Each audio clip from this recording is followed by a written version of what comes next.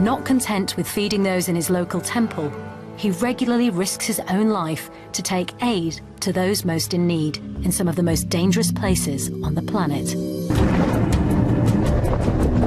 When we work in this region, we have to be very fast. You can't stay in one place too long. It attracts the wrong attention.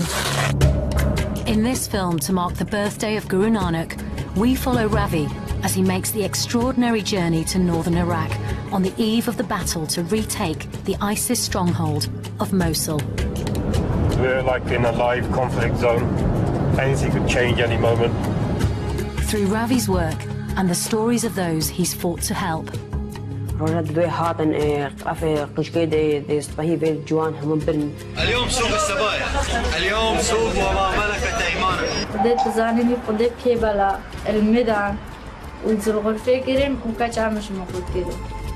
we'll reveal why he puts his life on the line for the Sikh teachings at the heart of his faith.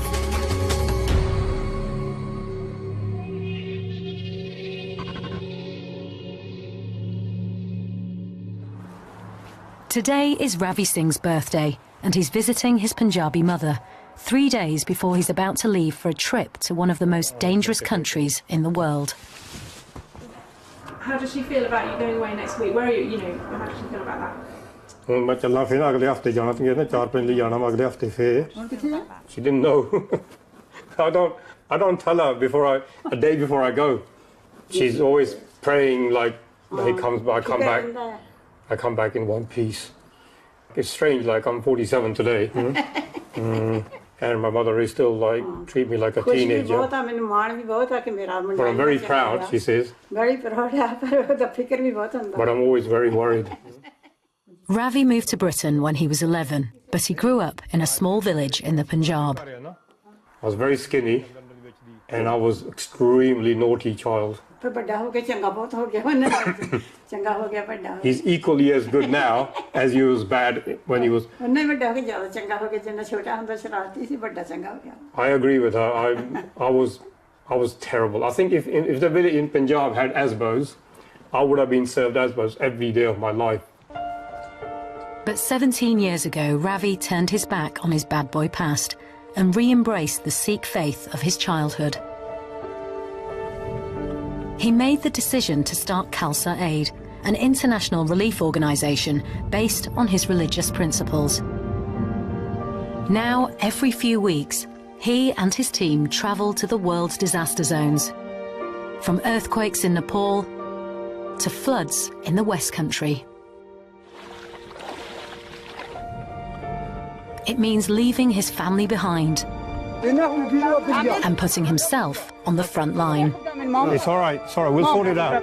Yes, there's danger. Is it worth the sacrifice? It's worth it for me, because it's the calling within. Ravi has made it his life's work to put his Sikh ideals into action, not just in his local Gurdwara, but wherever help is needed most. And in 72 hours, he'll be in northern Iraq, a country about to face one of the greatest humanitarian crises of recent years.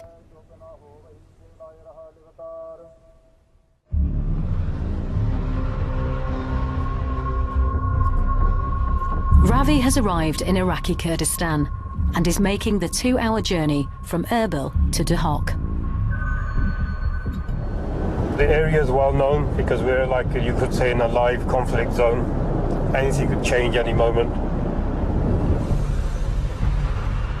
It's a route that takes him within 30 miles of one of the most dangerous cities in the world, the ISIS stronghold of Mosul. Mosul's on our left, we're veering towards the right to Duhok. Mosul is still under ISIS occupation control, so we have to be careful. As Ravi makes his way north, coalition forces are preparing for an attack on the ISIS capital. The final countdown for the Battle of Mosul is underway.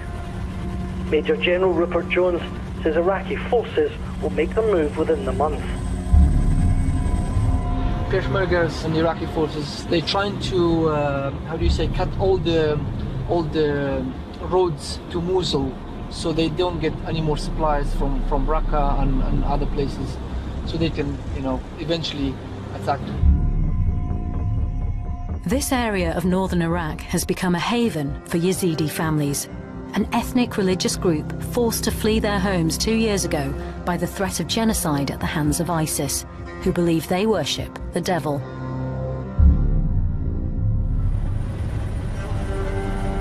Summer 2014, and a humanitarian disaster is unfolding in Sinjar, in northern Iraq. Thousands of Yazidis are fleeing the Islamic State, their men being murdered, their women being taken into sexual slavery. It was an event that brought their plight to global attention. So I was watching the news with our family and friends, and we saw the Yazidis crossing, you know, with whatever they could carry. It was a very, very sad sight. Behind them were ISIS. In front of them was like these unforgiving mountains of Sinjar. As ISIS attacked their villages, 50,000 Yazidis were trapped on Mount Sinjar. And despite the risks involved, Ravi made it his mission to help. For the past 2 years, he's been making regular trips to deliver food to the surviving Yazidi community, who are now living in camps and abandoned villages across the region. My faith actually plays a large part in this. It strengthens my resolve to carry on, because as Sikhs we have suffered persecution. It shouldn't make you hateful. It should make you even stronger to serve others, so that you can try to help those suffering what you have suffered. Hello Susan, it's me, Ravi. Are the food supplies loaded up? Are they ready to go, yeah? Yeah, they were ready. I just did. Okay, all right, we'll be there soon. To help him organise the aid on the ground, Ravi works closely with the Jinder Centre. Hey, mister, congratulations on the wedding, congratulations. Thank you. Tell him congratulations on the marriage. An organisation that helps the Yazidi women and girls who've escaped ISIS rebuild their lives. When he gets married. موجودة. And how you doing? You okay, Susan? Yeah, good to see you.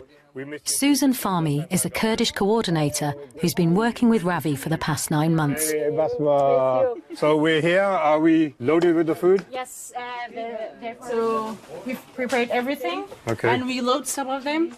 So these are packs already all done. And are these the same size packs as last time? Yes. So these need to be loaded, or this is going now? This is going, and more carts are going to load. Every month, 400 Yazidi families are provided with vital supplies, making the difference between life and death. I mean, you know, each pack here, you got tinned tomatoes, you got pasta, you got oil, flour, salt, even tea. They also get a bag of rice separately too. And the cleaning pack has bleach in it, soap in it, and scourers and sponges. And then the washing powder is like a big bag, because they need to make sure they keep the clothes clean, and it's quite big families. Yeah. So this is a big washing powder. And the sugar here, the separate bag. So there's quite a lot in each ration. But Ravi knows it's not just the food packs he brings that make a difference. I think what people need is hope. Yeah. They have hope somebody is coming. Because you guys come every month, Yeah. and they're waiting every month. They're like, hey, the Sikhs are coming. I never knew who Sikhs are. I mean, when you guys came, and I was like, oh. And I mean, you presented the best humanity I could ever see from someone. I mean, I literally cried when I went home, and I was like, see, they came, they know nothing about these people. All they know they need assistance, and they're coming here helping them, and coming all the way from UK. Okay, guys, shall we go? Let's go. Dabchin in Kurdish. Dabchin. Dabchin, Dabchin. Although Ravi is well known within the camps he delivers to, there is no Sikh community living in Iraq. So outside the relative safety of the towns, his distinctive appearance makes him a potential target. As we go towards our border areas, I become more aware of my identity, because we're actually in a live, and you could say, in a conflict zone. A lot of people identify with the beard and turban in a negative way because of what ISIS are doing. So this is where it starts kicking in, who I am, and you know, my sixth sense kicks in. I've got to be extra careful in this area, how I'm perceived. Hence why I wear different color turbans. You know, we don't wear the black or the white turban, so that we don't get seen as ISIS. It's quite sad, really, because you know, being a humanitarian, that shouldn't be the case.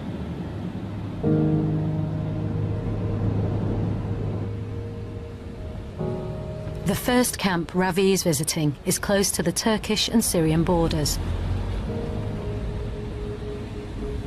The Yazidis living here are all from Kocho village, which was attacked by ISIS in August 2014. Most people who are going to come here for this food are women on their own, and they're from a village called Kocho, and the village, basically, the men were slaughtered by ISIS. Almost all the men were slaughtered, so they don't have real breadwinners in the family. So majority of the recipients of this food aid will be the women who survived the massacre. And this is why it's very important to give food here. It's estimated that at least 300 men and 80 older women were shot by ISIS in Kocho village. The younger women were taken away into sexual slavery. Sarah was one of them. Members of her family are still in captivity, so her name has been changed to protect her identity.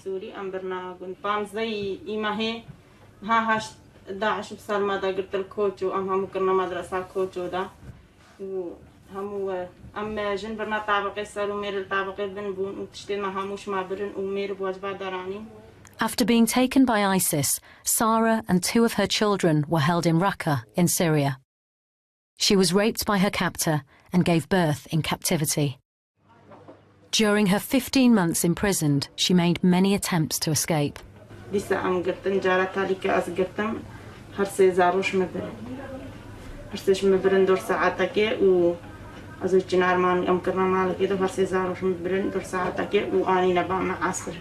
عسى آنين جنبون وبرشيان وكفى بديت كاتن إيفاري هكذا هرسل قاعدين بدرشين وجنبن ما برنا مستشفى مشنا مستشفى غن إيه كتشكيل مليون بود تختورة فحسكرن وتشتو داني دا إيه كتشكل بان مدام مرتش أمشون وهدو قدي برنا غرفة سر تختورة جوا شعدا عبان سارو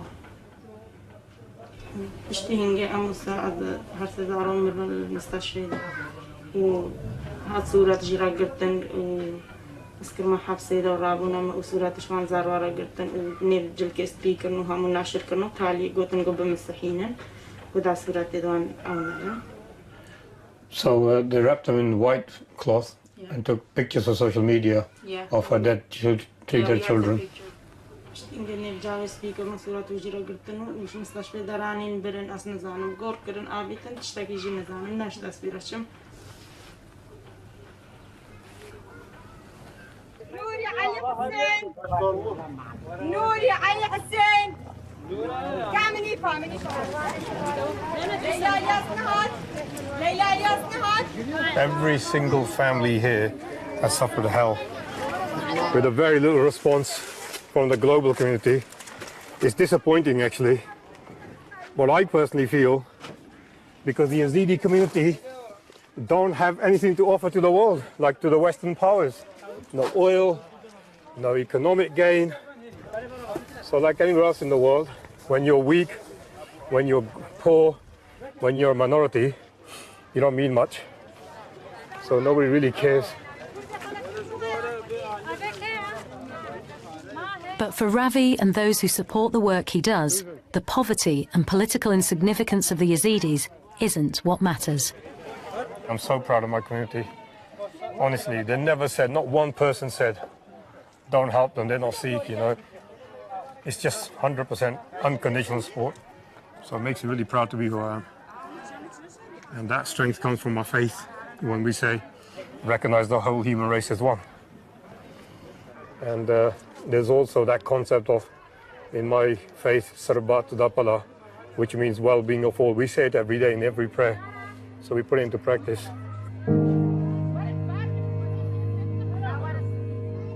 You want me to help you? Yeah, where? Where you want to take these? Where you want to take them? Where? I'll help them.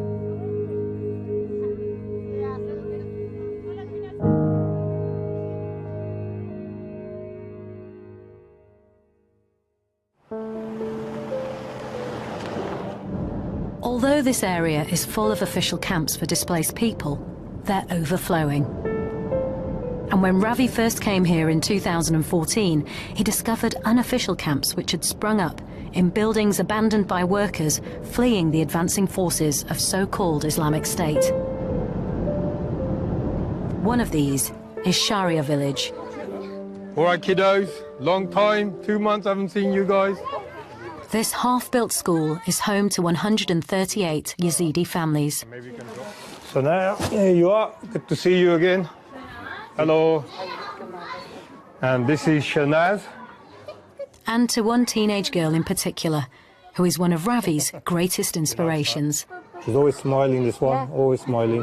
Shanaz? We've known little Shanaz now the last 6 to 8 months. She's a refugee, a Yazidi refugee from near Mosul, right? Yeah. And she's 13 years old, doesn't look it, she's disabled. She's also blind. She doesn't really know too much of her whereabouts, but just a sense of touch, which she responds to. Shanaz was born disabled and lives in one room with 14 members of her family. When we first found Shanaz, she was on the floor here, and no bed, nothing. So we went to the place with my colleague Amarjit, and we bought this nice little pink bed for her, and just to make it a little more comfortable for her. I mean, they're providing the best care to the family. They love her to bits. Yeah. They just need a little help. Oh, there she goes. She's smiling away. 2 years ago, Shanaz and her family were amongst the thousands of Yazidis forced onto Mount Sinjar in the crisis that first brought Ravi to Iraq.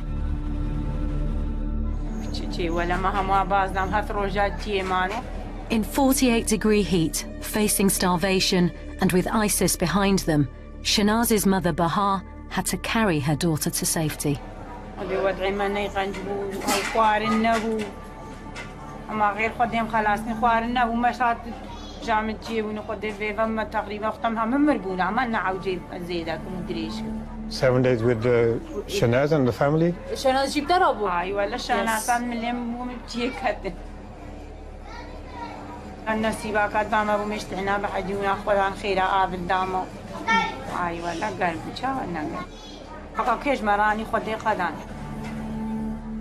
It's very tough. I can't imagine what they've gone through. People see refugees as young guys, you know, doing this, doing that, but nobody really sees the suffering, the disabled. Yeah. How do you carry a severely disabled child across the burning mountains to seek refuge in the nearest building like this school? For Ravi, meeting Shanaz is a privilege and an inspiration. We're really busy. We deliver food, we pick up food, we deliver. And then when we came to see Shanaz, everything just came to a stop in this room. It was like that. Time stood still. Everything, nothing else mattered. We carried on deliveries with other people. We went to buy bed for Shanaz. Hurry, hurry, hurry. For me personally, seeing someone like Shanaz, it really reawakens the spirit to do even more. Hey, you're right. No selfies today, huh?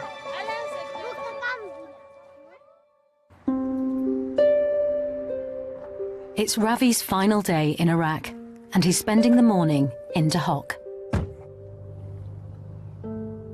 Today we're meeting some of the girls who've been released or freed from ISIS.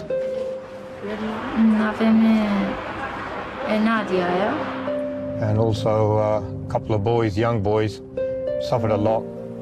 أف براي منا نافي أميرة أزو براي يعني براي منا أم البعض عشان بيقرأ أم دهم هالبعض عشمان. We going to take them shops with Jinda Center girls. We will fund the clothes for them. They can choose clothes.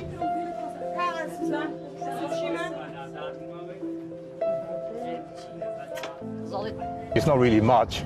It just gives them a little break from that daily routine because nobody really asks them how they are, what happened to them. And this way they come into the city, they get taken to the shop, they buy some clothes. It's not just about delivering food and stuff, it's also making them feel a little bit more human as well. Like, you know, that personal touch that we do care.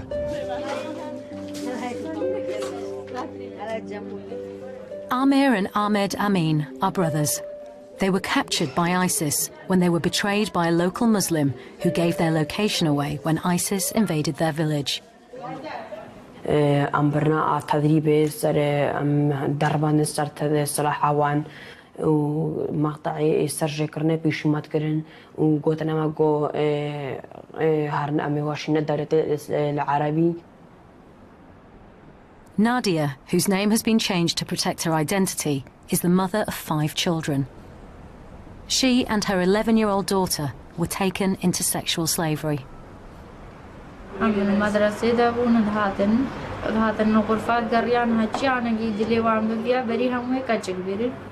روجا دوی هاتن اف قشکی د سپهی و جوان هم برن هاتن زور برن کرنا قوتين يعني جريان زور نكي فام برن قيشت جريان هچه قيشات داكاوي گولبا اف قيشام يا گون هات چوكن نبن رابونا داكاوي رابونا قيشكي شحفيت قتم داك شاندن برن. ISIS held regular slave markets to buy and sell Yazidi girls. اليوم سوق السبايا، اليوم سوق وما ملكت أيمانكم، اليوم التوزيع. إن هنا جي قاضي مازن وهنا جي نساء عاديون، نقاش يعني نقاش دمها ومستروتنا يكودوش وربيع بازار السلمان شيت كده. والله من يبيع؟ أنا أبيع. ليش؟ يا ولد زيديتي وين يا ولد؟ آیا ما دیم مزانی چندی خودی ما حقی ترم بیلا که کچک یعنی کچکش مجنا بهاترون کچک دفتره که تختلف اللي ورا زرق يختلف قلبها نقو يعني نقو هم جن كيمي كچكابون قلتن كوش بر معيشة تازه واقوم واخوي ناكن يزيدية سبية تقدر عليها قضية يعني تقريبا فكرة مكبو سروان بس يعني مقالك حاولان تناقه موان ما كانش حاولان بو مو براخو كل ما مخو يعني قالك فكرة وان عم تشتغل فكرة خناقة مش فكرة خبابيج. It's estimated that 3,500 Yazidi women are still in captivity. Nadia's 11-year-old daughter is one of them. She doesn't know where she is.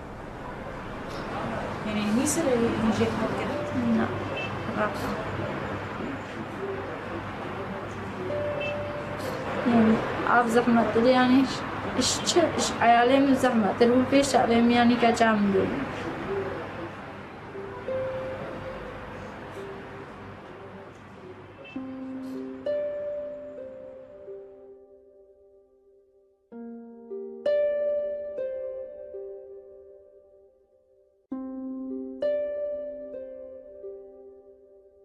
كلنا نصيب والله يا رجل انا خدي يعني حيوان شوان شديد خدي يعني تشند يعني فان سمعتها يعني اسلام يجيش كين عندي يدجنا دولة الإسلامية نا دولتك أو نا هم نفسها وحشان نفسها كلامي خدي كلامتي مجي كلامتي مدرسة كشكي زيادة دي بس كلامتي دست عباد كرين وبرنا غرفة كده وهتانجي يعني تشونا باله زوجان يعني شو أفنا جريمة.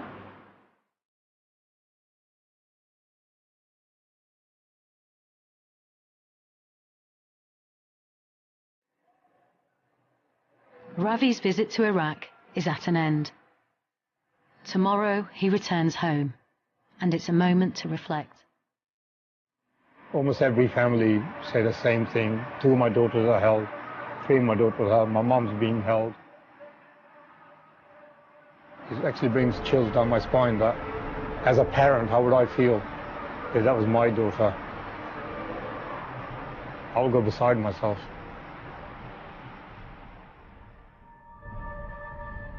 But no matter how dark the suffering he's seen, Ravi still believes it's possible to start again. It's a conviction born out of his own experiences. Sometimes there's a reawakening of the soul. But it takes something to reawaken you. And in the mid-90s, I discovered my childhood friend in the village, Channi, was brutally tortured by the police in India in 1989 and killed through torture because he was a practicing Sikh. And I was clean shaven, living it up outside in London. Didn't care about my faith or anyone. And that really hit me so hard, saying, what the hell am I doing? Look at me. My friends, my best friends being killed by the police. So far away, I haven't spoken to him. There's so many things I wanted to say to him then. Everything came flashing back. That's all gone. So next day I wore a turban. And I've never taken it off since. It's a moment that led Ravi to re-embrace the religion of his childhood and become a living testament to the Sikh ideal of selfless service in the world. His killing didn't make me into a hateful person, a vengeful person. It made me more into a humanitarian. That hate achieves nothing. So it doesn't matter where you come from, we can all change. We can all change our lives. You don't have to stay where you are.